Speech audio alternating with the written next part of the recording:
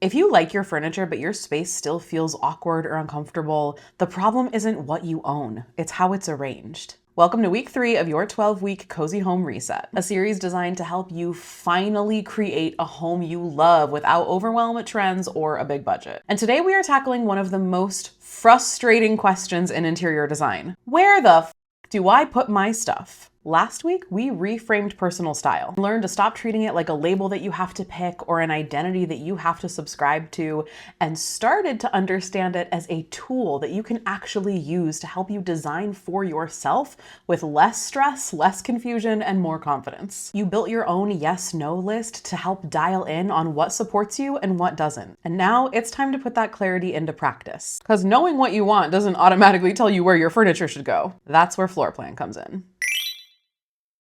So let's start with the most common mistake that people make when it comes to layout. Listen to me when I tell you that the biggest mistake you can make when it comes to furniture placement is thinking about where you should put your furniture. Hear me out.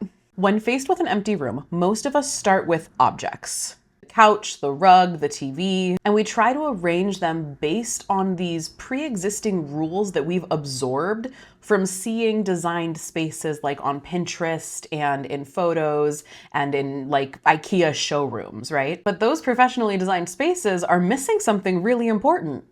You. Your floor plan is not about where the TV should go or how many feet of clearance you need for a walkway. It's about understanding how you move through space, and specifically how you move through this space. So in order to find the right floor plan for you, we need to start by evaluating how you live. So start by asking yourself these questions. What is the purpose of this room? Is it a place to gather, to rest, to work, to pass through? How do you move through the space? Where do you pause? Where do you congregate? Where do you rest? And then what can your furniture do to help support those two things? Like those two truths that we've uncovered.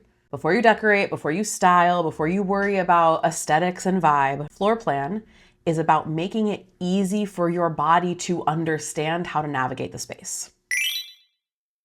So, how do we know where things should go? Before we place anything, we need to understand what the room is already telling us. All good layout takes these 3 things into account. 1, flow. Flow is simply how people move through the room. And it's the foundation of your layout. Every room has pre-existing traffic patterns, whether you've planned them or not. These are the invisible paths that you walk every single day. From the door to the couch, from the couch to the kitchen, from the bed to the bathroom. When your layout works, the paths feel obvious. A good layout is going to keep those natural pathways clear and not force you to zigzag or go around or squeeze through or step over any objects. So remember, a good layout doesn't fight your movement, it supports it. 2 is structure. This is what the room gives you. So before you decide anything, take a look at the room.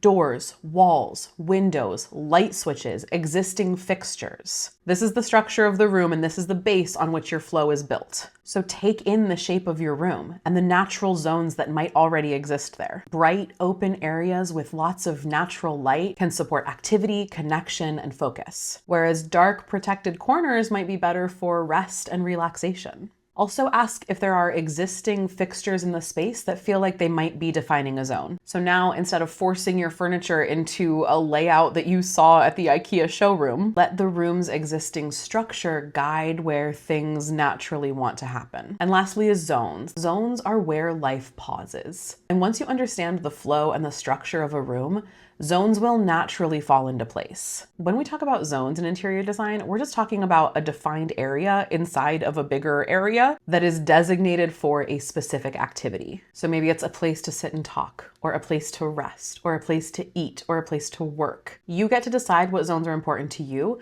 but what matters is that they support how you use the space. For example, in a home office, you might have a zone for deep work that is different than a zone where you take meetings or phone calls. One room can do multiple jobs, but the layout needs clarity. But what if there's already furniture in the room? How do you know if it's the right layout or not? Well, the good news is that there is no right or wrong. The only question that matters is the layout supporting the purpose of the room and the people who exist in it?